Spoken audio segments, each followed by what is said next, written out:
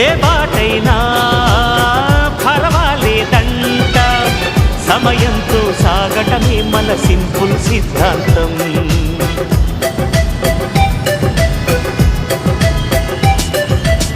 చిరుగాలికి పరిమళమిచ్చే సిరిమల్లెల వనమై ఉందా, గగనాన్ని నేలను కలిపి హరివిల్లుల బంతెన అవుదా.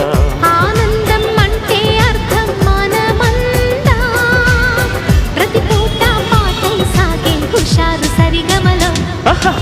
ఎన్నో ఎన్నో రాగాలుండే సంగీతం కాదా, చల్లకి నవ్వుల కేరిందా.